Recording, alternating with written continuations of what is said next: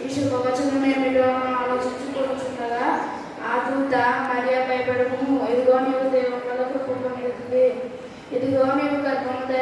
కుమారుని కానీ ఆయనకి యేసు అన్న పేరు పెట్టెదరు. లూకా రాసిన సువార్త 1వ అధ్యాయం 26 నుండి 31వ వచనములు. ఇదిగో కన్యకు గర్భవతి కుమారుడు కనెను, ఆయనకి ఇమ్మానుయేలు అని పేరు పెట్టెదరు. మత్తయి సువార్త 1వ అధ్యాయము 22వ వచనం.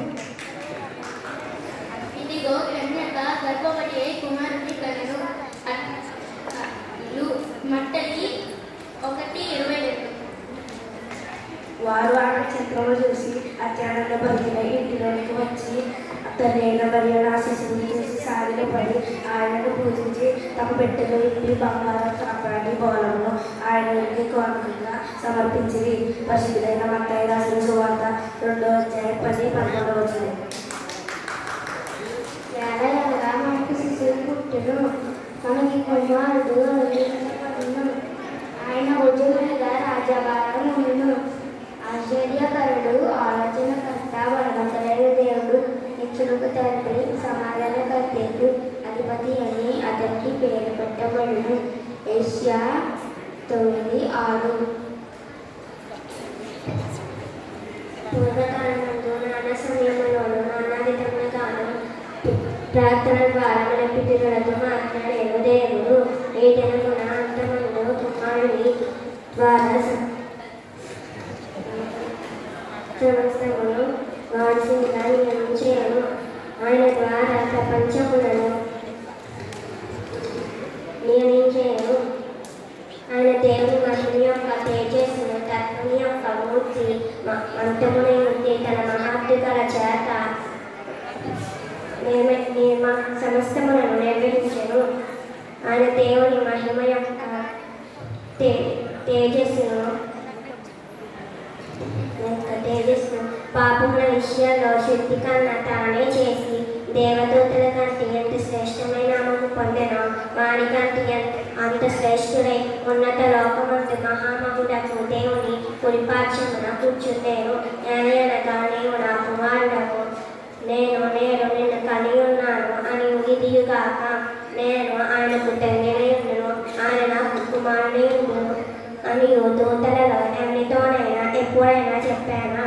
మరియు ఆయన దేవుని భూలోకమందు ఆది సంపుటిని మనలా రప్పించుచున్నప్పుడు దూతలందరూ ఆయనకు నమస్కారం చెయ్యగలరని చెప్పుచున్నాడు. అపోస్తలుడైన పౌలు హెబ్రీయులకు రాసిన పత్రిక 1వ అధ్యాయం 1-6 వచనాల వరకు. Happy Christmas, merry Christmas. ఏలయనగా మనకి శిశువు పుట్టెను, మనకి కుమారుడు అనుగ్రహించబడెను.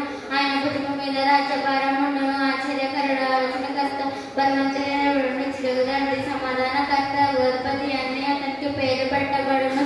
ఇది మొదలుకుని మితి లేకుండా దానికి వృద్ధి క్షేమము కలుగునట్లు సర్వకాలము దావీదు సింహాసనమును రాజ్యమును నియమించెను. న్యాయము వలన నీతి వలన రాజ్యమును స్థిరపరచుటకు అతడు సింహాసనాసీనుడై రాజ్య పరిపాలన చేయును. సైన్యములకు అధిపతి యెహోవా ఆసక్తి కలిగి దీనిని నెరవేర్చును.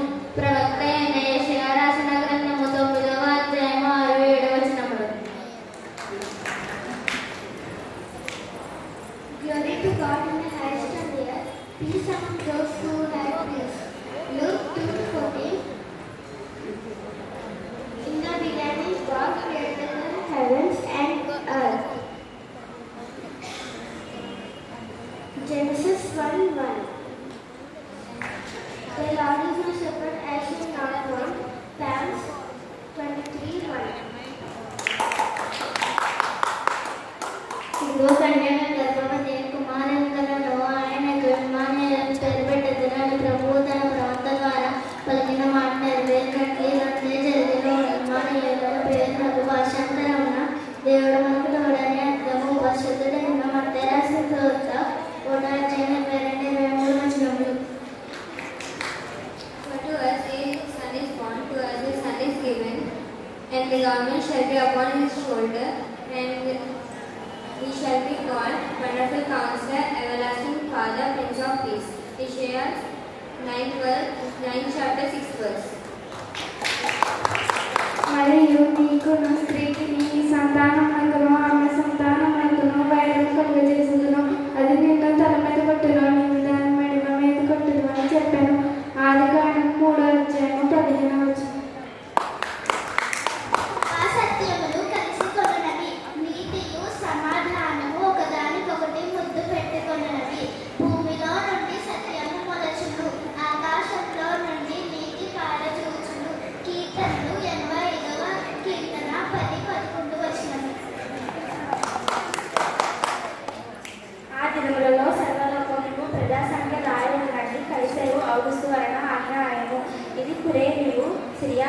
లక్షలకు అధిపతి అయి ఉన్నప్పుడు జరిగిన మొదటి ప్రజా సంఖ్య.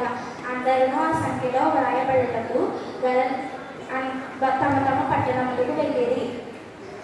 యోసేపు దావీదు వంశంలోనూ గోత్రంలోనూ పుట్టినవాడు కనుక తనకు భారీగా ప్రదానం చేయబడి గర్భవతి అయి ఉన్న మరియను కూడా ఆ సంఖ్యలో వ్రాయబడుటకు గలిలయలోని నజరేతు నుండి యూదాయలోని బెత్లెహేము అనబడిన దావీదు ఊరికి వెళ్ళెను. వారక్కడ ఉన్నప్పుడు ఆమె ప్రసవ దినములు నిండెను గనుక తన తొలిచూలు కుమారుని కన్ని పొత్తిగుడ్డలతో చుట్టి సత్రంలో వారికి స్థలం లేనందున ఆయనను పశువుల తొట్టెలో పరుండబెట్టెను. పరిశుద్ధుడైన లూకా రాసిన సువార్త 2వ అధ్యాయం 1 నుండి 7 వచనం. ఇదిగో నాకు ముందుగా మార్గం సిద్ధపరచుటకై నేను నా దూతను పంపుచున్నాను. మీరు వెతుకుతున్న ప్రభువు అనగా మీరు కోరు నిబంధన దూత తన ఆలయంలో హఠాత్తుగా వచ్చును. ఇదిగో ఆయన వచ్చుచున్నాడని సైన్యములకు అధిపతిగా యెహోవా సెలవిస్తున్నాడు. పరిశుద్ధుడైన మీకా రాసిన గ్రంథము 3వ అధ్యాయం 1. ఇదిగో నేను గర్భము ధరించి కుమారుడు కని ఆయనకు యేసుని పేరు పెట్టదు. ఆయన గొప్పవాడై సర్వోన్నతుడైన కుమారుడు పడను. ప్రభు అయిన దేవుడు ఆయన తండ్రి అయిన దావీదు సింహాసనము ఆయనకి ఇచ్చెను. ఆయన యాకోబుల వంశస్థులను యుగయుగములు ఏలును. ఆయన రాజ్యమునకు అంతము లేనిదై ఉండునని ఆమెగా చెప్పాను. లోకా సువార్త 1వ అధ్యాయం 31 నుంచి 34.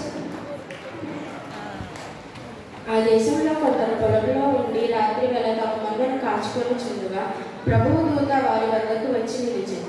ప్రభువు మహిమ వారి చుట్టూ ప్రకాశించినందున వారు మిక్కిలి భయపడింది. అయితే ఆయన భయపడదు.